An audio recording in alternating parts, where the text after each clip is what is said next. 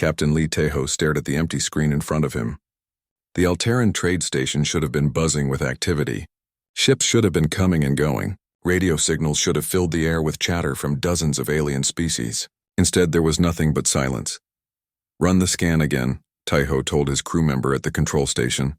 "Same result, Captain," came the reply. "The station is there. All the buildings are intact. But no life signs anywhere." Tejo rubbed his chin. The Alterans were one of the most active species in this sector. Their floating cities housed millions of beings. They traded with everyone and never slept. Something was very wrong. "Take us closer," he ordered. The human ship Perseverance moved toward the massive space station. Through the windows, Tejo could see the beautiful crystal towers that the Alterans loved to build. Everything looked normal from the outside. But where were all the people? Dr. Park Minji joined Tejo on the bridge. She was the ship's expert on alien life forms. Her face showed the same worry that Tejo felt. "I've been monitoring all frequencies," she said. "Not even a background hum. It's like the entire population just vanished." "People don't just vanish," Tejo replied. "Prepare a boarding team. We're going over there."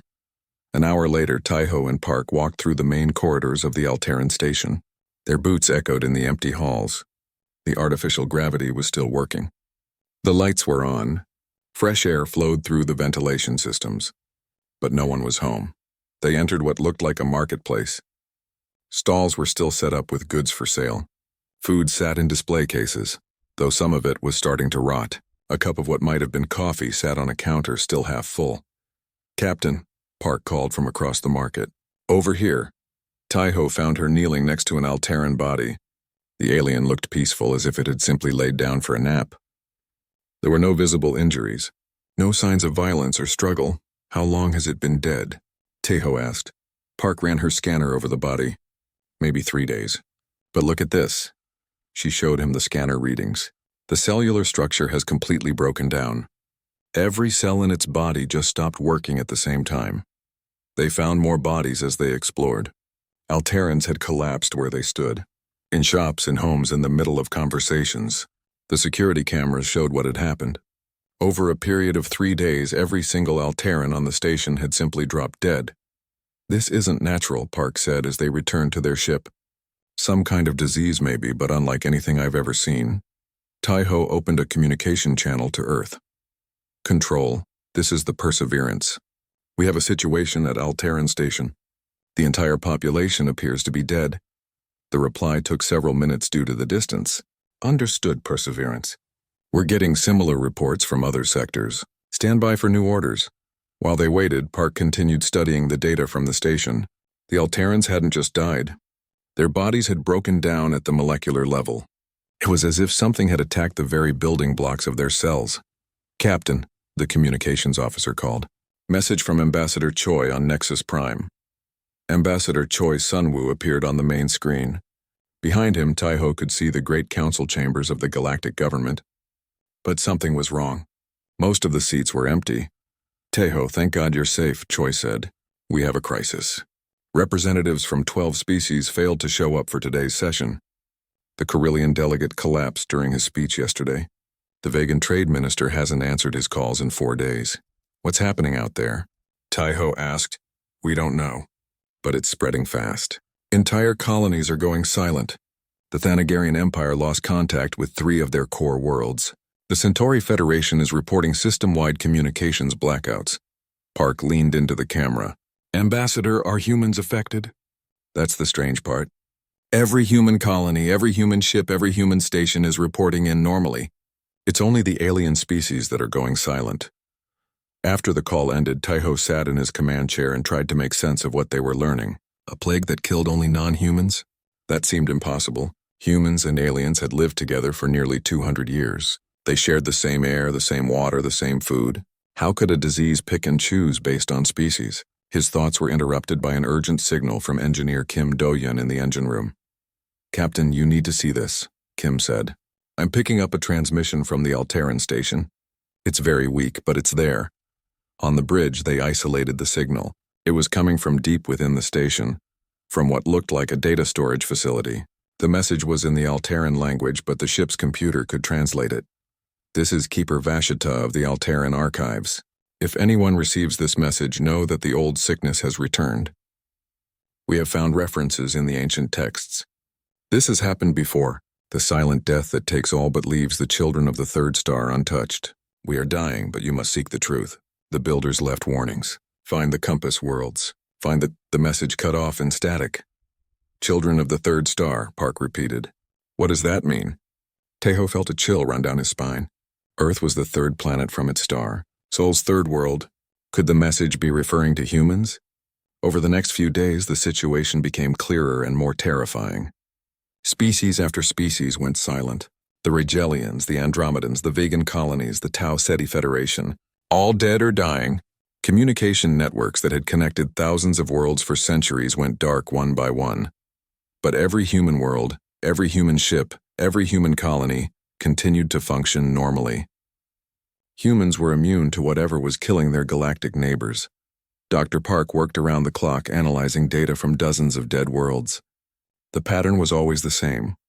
The alien populations would sicken over a period of 2 to 3 days, then die as their cellular structure collapsed. No weapons, no violence, no external force. Just death on a scale that defied imagination. It's not random, she told Tejo. This thing is targeting specific genetic markers. It knows exactly what to kill and what to leave alone. But how is that possible? I don't know. But Captain, if this pattern continues, we're looking at the extinction of every sentient species in the galaxy, except humans. Tejo stared out at the stars. Somewhere out there, civilizations that had existed for thousands of years were dying.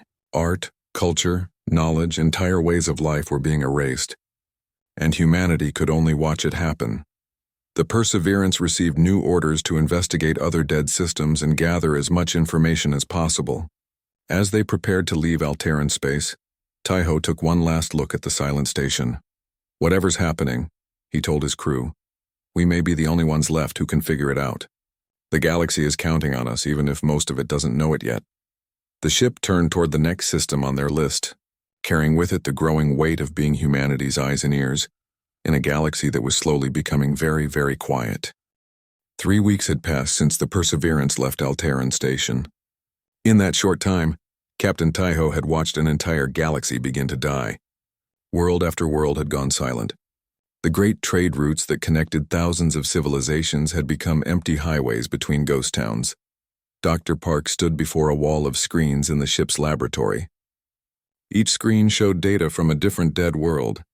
The Carillion Empire, once home to 40 billion beings, had lasted exactly 6 days from first outbreak to total silence. The vegan colonies had taken 4 days. The pattern was always the same. It's not spreading like a normal disease, Park explained to the assembled crew. Normal diseases take time to move from person to person, planet to planet. This thing appears everywhere at once, like it's already there waiting. Colonel Yoon Ji-won, who had joined their mission from the Human Defense Fleet, studied the star charts. If it's not spreading naturally, then someone or something is controlling it. But who? And why spare humans? That's what we need to find out, Tejo replied. He had barely slept in weeks.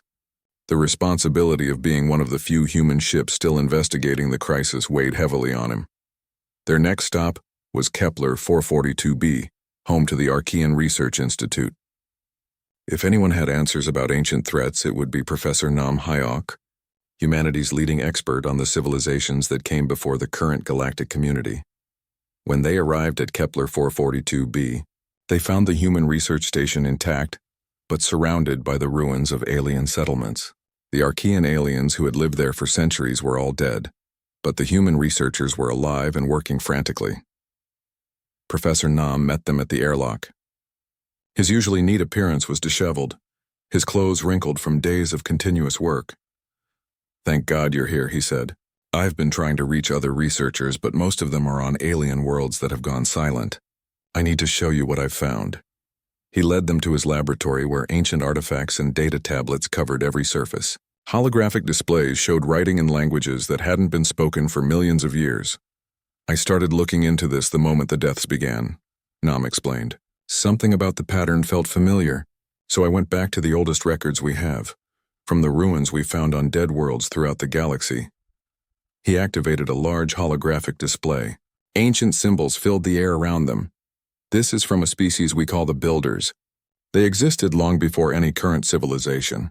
We've found their ruins on hundreds of worlds, but we never understood what happened to them. Until now. The symbols shifted, forming what looked like a star map. The builders left warnings carved in stone, embedded in metal, written in crystal matrices designed to last forever. They all say the same thing. The Great Silence comes in cycles. When it returns, only the children of the third star will remain to carry the burden of memory. Dr. Song Yoonji, the epidemiologist who had joined their research team, leaned forward. Children of the third star. Earth is the third planet from our sun.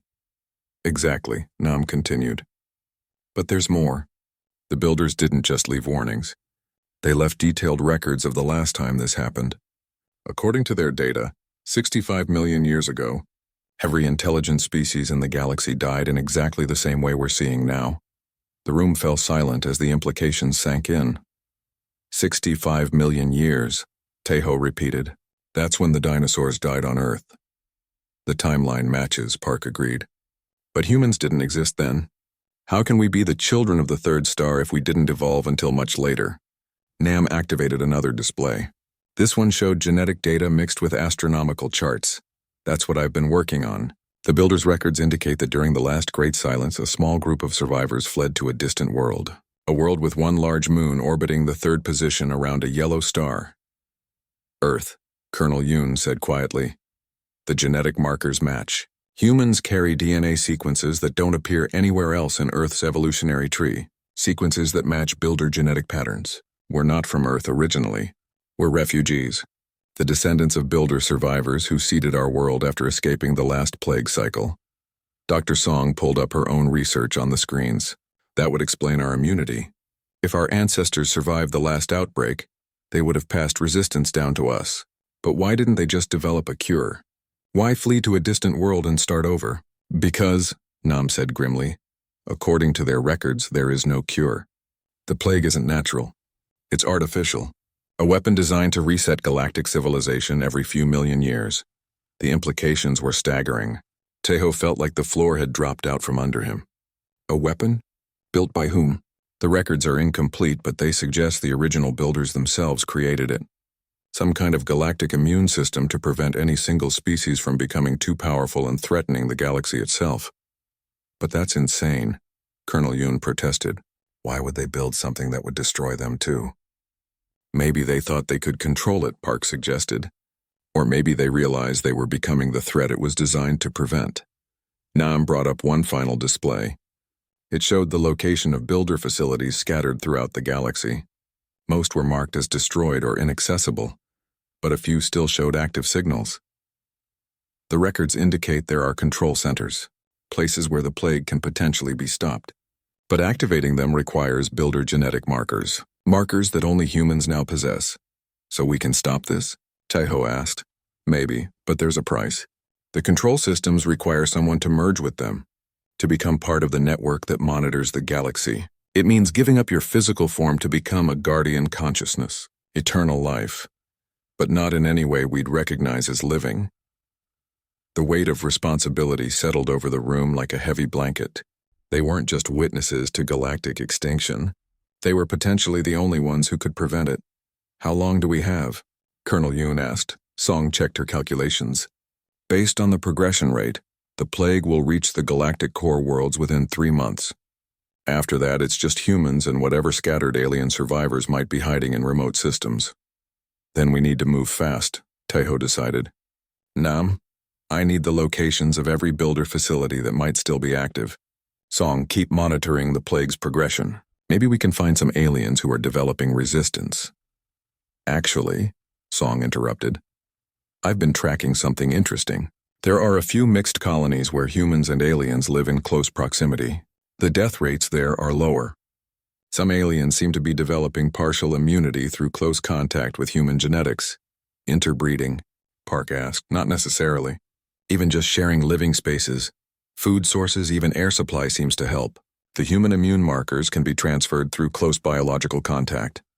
It was the first good news they'd had in weeks, but it came with sobering implications.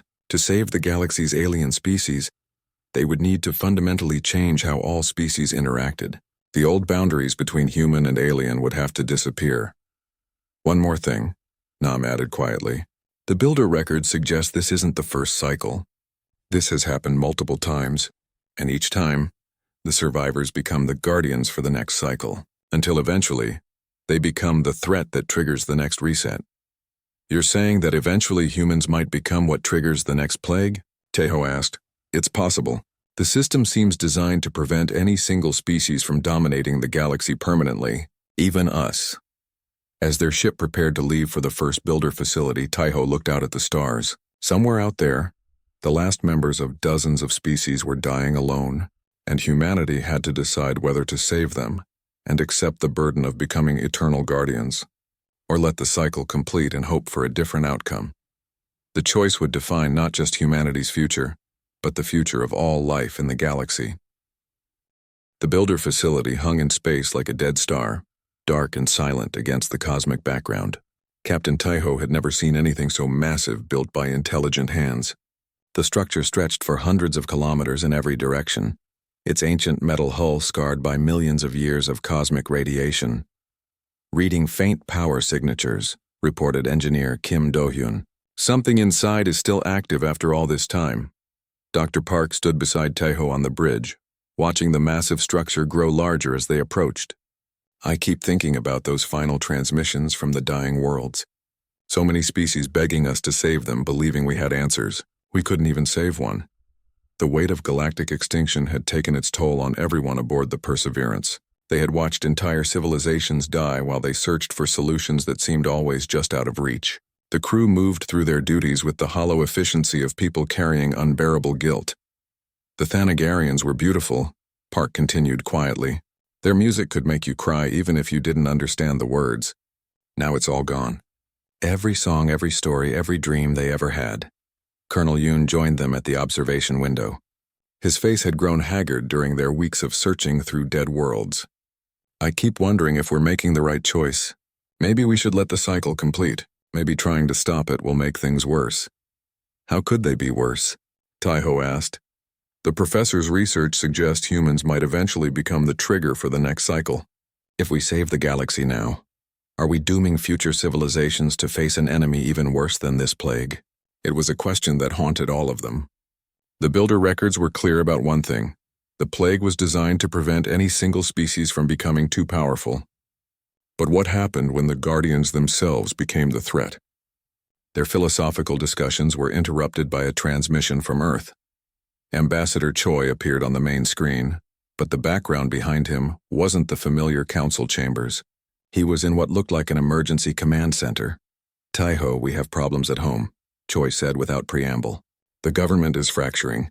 Some colonies are declaring independence and claiming abandoned alien worlds. Others want to isolate themselves completely until this is over. What about the search for survivors? Tejo asked. That's part of the problem. We found a Carillion colony ship with about 50,000 survivors. They're dying slowly, maybe a month left. Half of our parliament wants to bring them to Earth and try Dr. Song's proximity treatment. The other half thinks it's too dangerous. On the screen, Choi looked exhausted. There are protests in New Geneva. Some people think we should inherit the empty galaxy. They're calling it humanity's destiny. Others are demanding we sacrifice everything to save whatever aliens we can find. What does the president say? She's trying to hold things together, but public opinion is split down the middle. And Tejo, Choi paused, looking uncomfortable. There are some groups claiming this plague is God's will, that humanity was chosen to rule the galaxy. They're gaining followers fast. After the transmission ended, the bridge fell silent. They were fighting to save the galaxy while their own species was falling apart from the pressure. Maybe this is how it always happens, Park said. Maybe the Guardians don't become evil. Maybe they just can't handle the responsibility. The ship's AI announced they were approaching the builder facility's docking bay. As they drew closer, ancient systems began to activate. Lights flickered on throughout the massive structure, and the docking bay doors slowly ground open. It knows we're human, Kim observed. It's responding to our presence. They docked without incident and prepared to explore the facility. The builder records had indicated this was one of the primary control nodes for the plague system. If they could understand how it worked, they might find a way to stop it without the terrible sacrifice the other records suggested. The interior of the facility was beyond impressive. Corridors stretched in every direction. their walls covered with symbols and displays that activated as the humans passed. The artificial gravity was perfectly adjusted for human physiology. The air was clean and breathable. It was as if the entire facility had been built for them. "This is too convenient," Colonel Yoon muttered. "It's like they knew exactly what we would need." They made their way to what appeared to be the central control chamber. The room was vast, filled with crystalline displays and control interfaces that hummed with energy. At the center sat what looked like a command throne, surrounded by connection ports and neural interface equipment. Professor Nam, who had joined them for this crucial mission, ran his hands over the control surfaces. "The symbols match what we found in the ruins. This is definitely a plague control center. Can we use it to stop the outbreak?" Taeho asked. "I think so, but look at this." Nam activated a holographic display that showed the galaxy in 3 dimensions. Red dots indicated worlds where the plague was active. The pattern was breathtaking and terrifying. The plague wasn't random. It was methodically working its way through every inhabited system. "It's beautiful in a horrible way," Park whispered, "like a work of art designed to end everything." The display showed additional information: survival rates, genetic analysis, projected completion times. At the current rate, the plague would finish sterilizing the galaxy within 6 months. But there was other data too. The display showed potential survivors, aliens who were developing resistance through proximity to humans. The numbers were small but significant. Maybe a few million beings scattered across the galaxy who might live if they could get close enough to human populations. "We could save them," Song said, studying the data, "but we'd have to integrate them completely into human society. Shared living spaces, mixed communities, essentially merging all surviving species into one galactic civilization." "With humans in charge," Colonel Yoon pointed out grimly. Nam discovered additional controls deeper in the system. "There are other options. We can modify the plague to target only certain genetic markers. We could eliminate specific aggressive species while saving others, or we could accelerate it to end the suffering quickly." "That's not our choice to make," Taeho said firmly, "isn't it?" Nam replied. "We're the only ones left with the power to make any choice at all. Maybe that makes us responsible for whatever happens next." As they studied the facility's systems, they discovered the true scope of the Builder network. Similar facilities existed throughout the galaxy, all connected by faster-than-light communication systems. Someone sitting in the central throne could monitor and control the entire galactic plague network.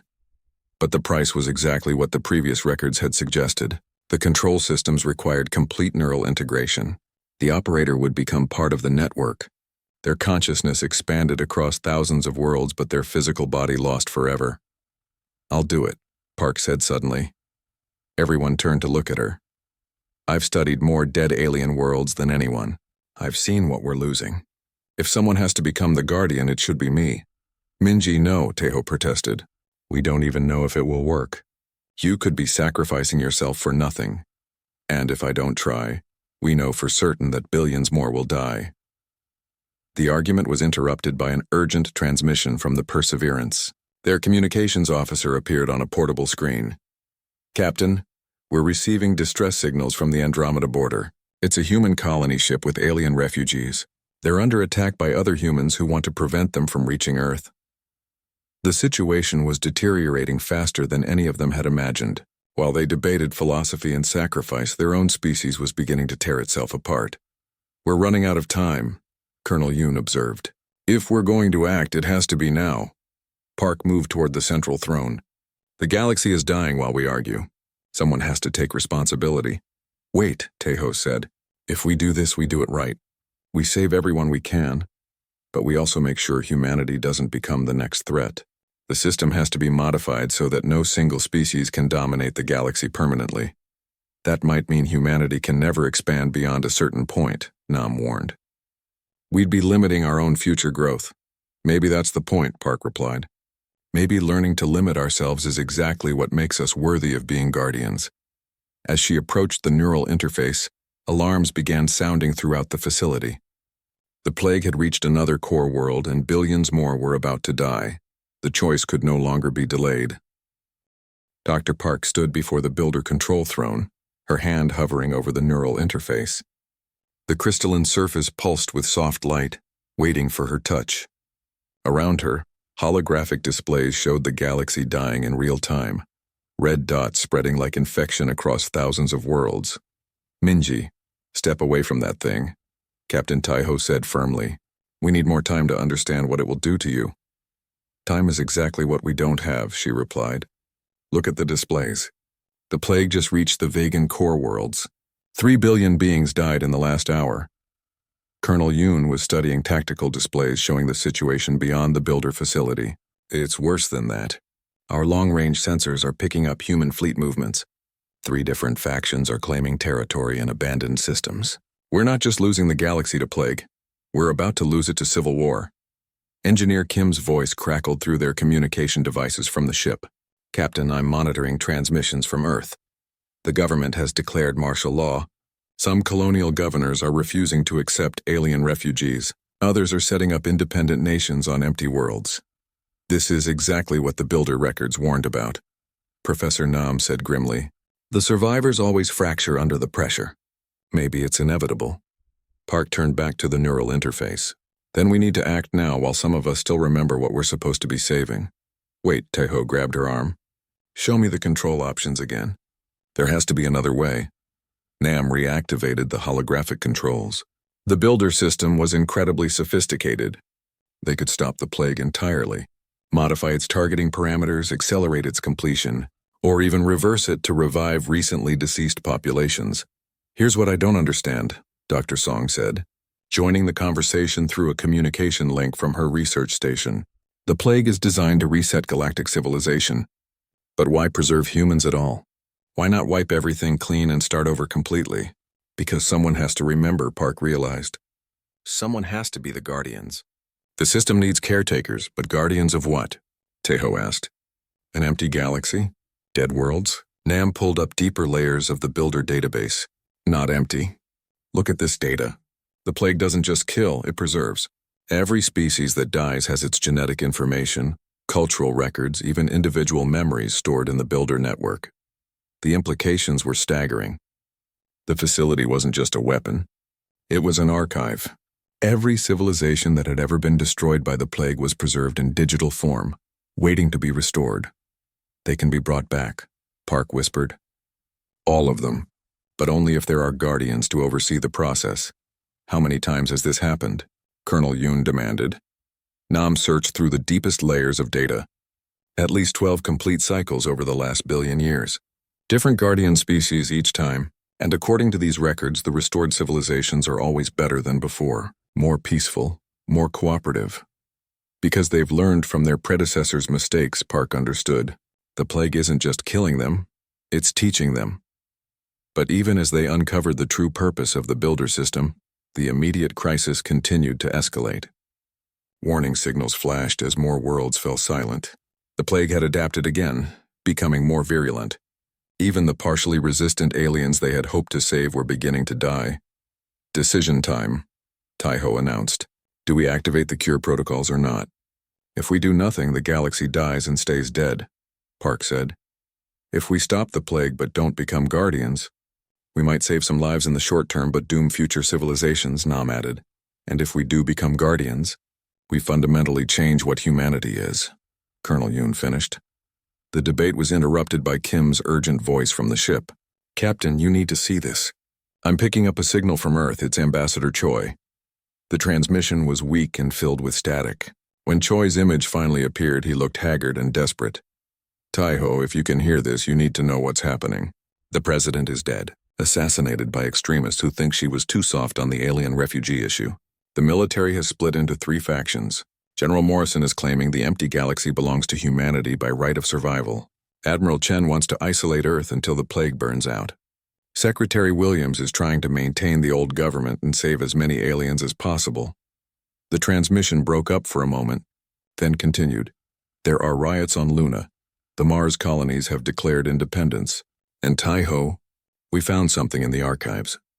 References to previous cycles where the guardian species went insane from the responsibility, where they eventually became worse than the threats they were supposed to prevent. The signal faded completely, leaving them alone with the weight of impossible choices. Even if we save everyone, we might just be creating a bigger disaster later, Yoon said quietly.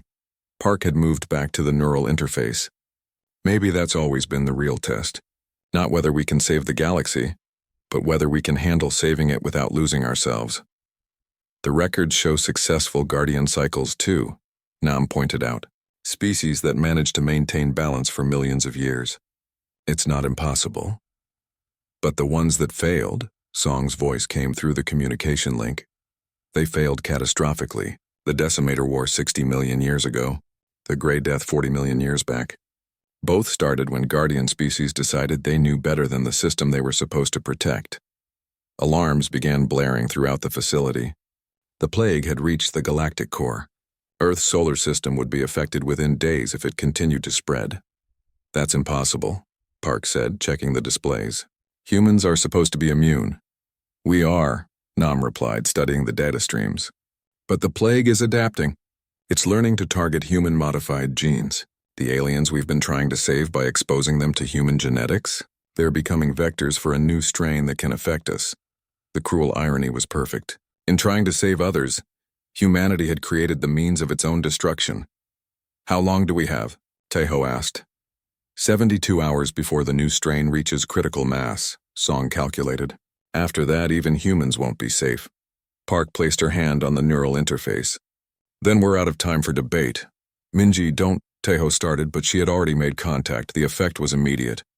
Park's eyes rolled back as her consciousness exploded outward through the builder network. Her body convulsed as billions of data streams flooded her mind. Across the galaxy, builder facilities began activating in response to her neural signature.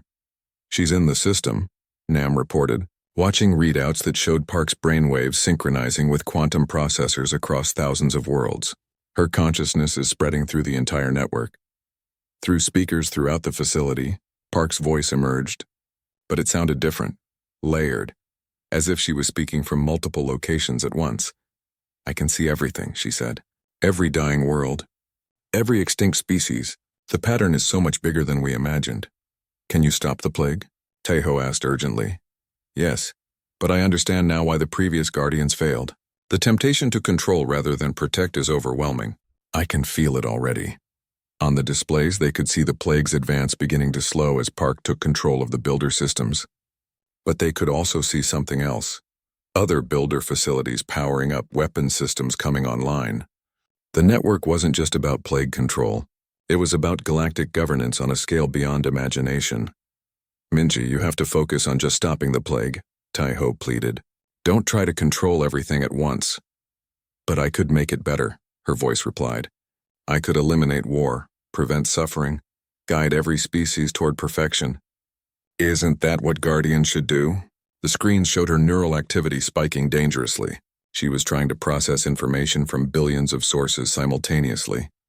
This is how they all fell, Nam realized. The power drove them insane. Colonel Yoon moved toward emergency controls he had located. We might have to shut her out of the system. No, Tejo said. Minji, listen to me. You don't have to carry this alone. Link the system to all of us. Share the load. That's not how it works, she replied, her voice becoming more distant. The system requires a single controlling consciousness. Then change the system. You have access to the builder programming. Make it work differently. For a moment there was silence except for the hum of processors working at impossible speeds. Then Park's voice returned, clearer and more focused. You're right. I can modify the Guardian protocols.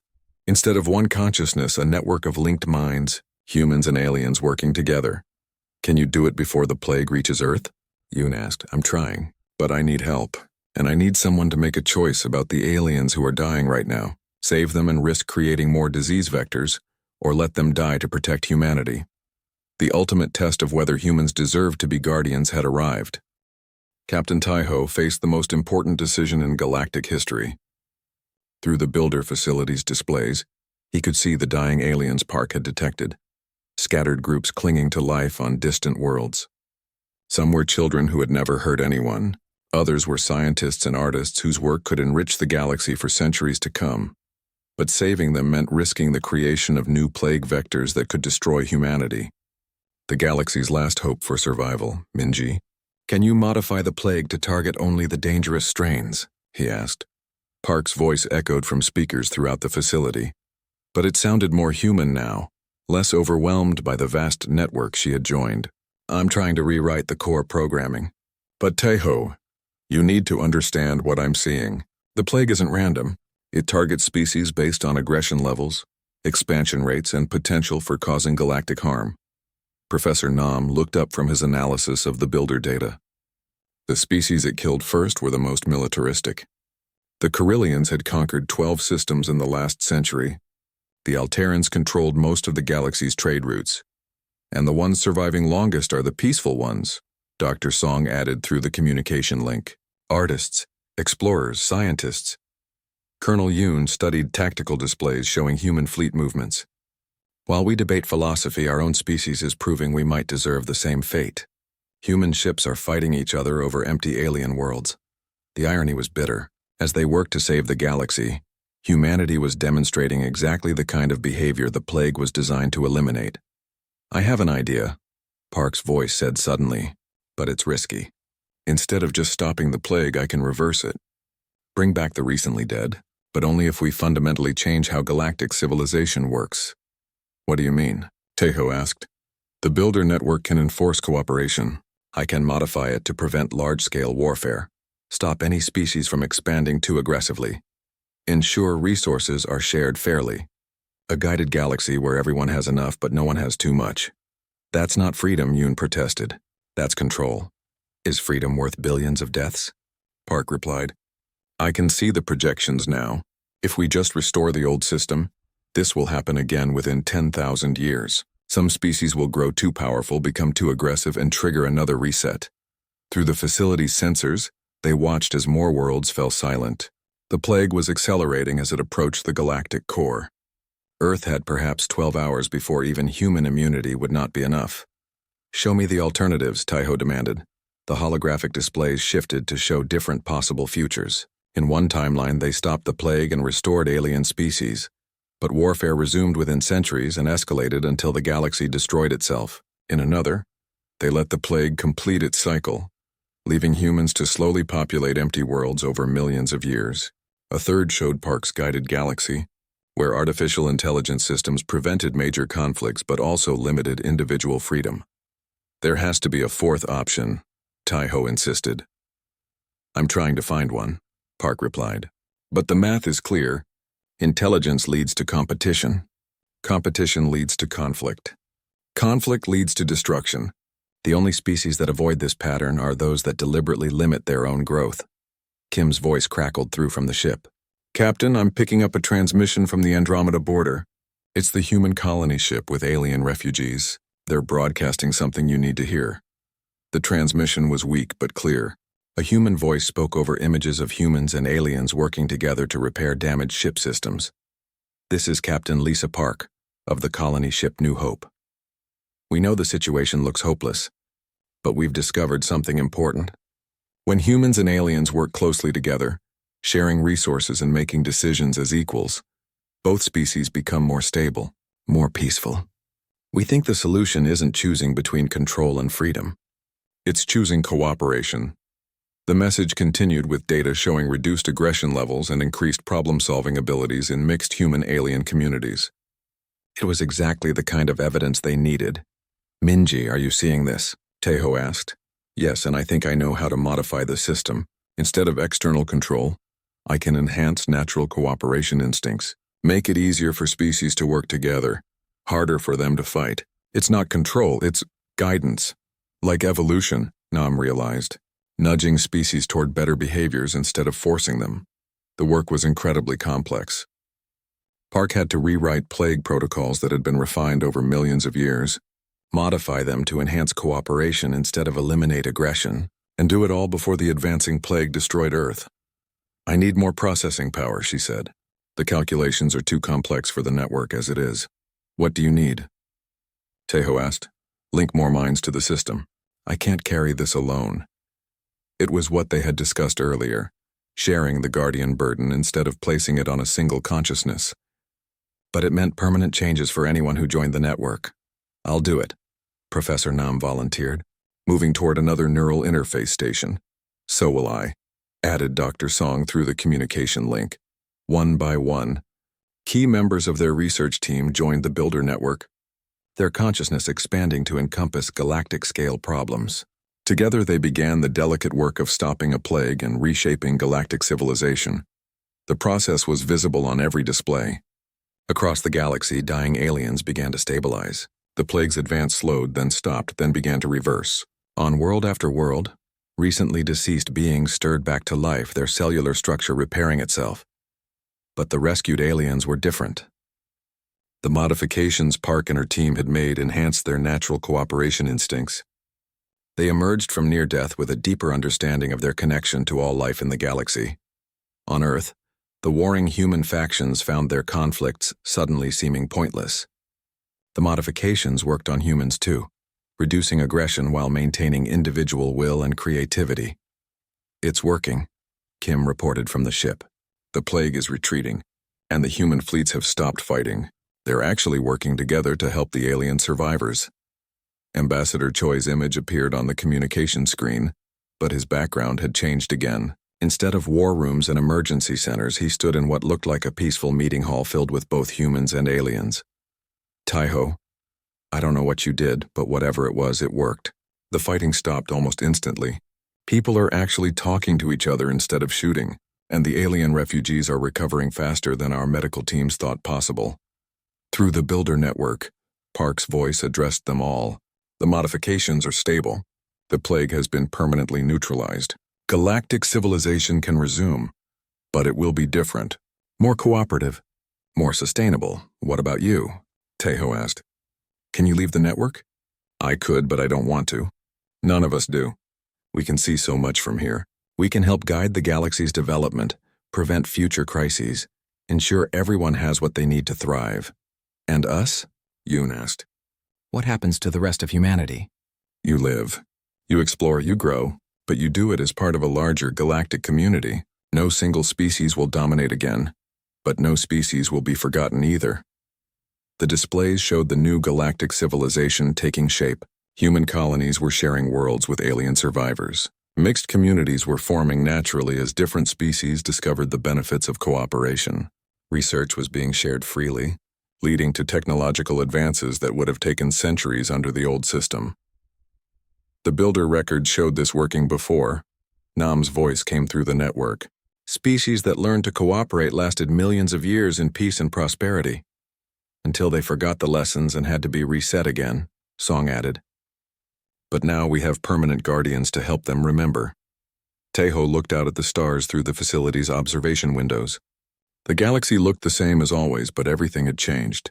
Humanity was no longer alone, but they were no longer just another species either. They had become something new. Guardians, guides, partners in a galactic civilization built on cooperation instead of competition. "Will you be happy up there in the network?" he asked Park. Her laugh echoed through the speakers, warm and familiar despite everything that had changed. "Happy doesn't begin to cover it. We can see art being created on 1,000 worlds. We can watch new species taking their first steps into space. We can help solve problems that affect entire star systems. It's not the life I planned, but it's a good one." As the Perseverance prepared to leave the Builder facility, Taiho took one last look at the central control chamber. His friend was gone, but she had become something greater. The galaxy would remember this day not as the end of civilization, but as the beginning of something better. The stars ahead held promise now instead of emptiness. And humanity, changed but not diminished, would help ensure that promise was kept for millions of years to come. In the end, they had not just saved the galaxy. They had made it worth saving.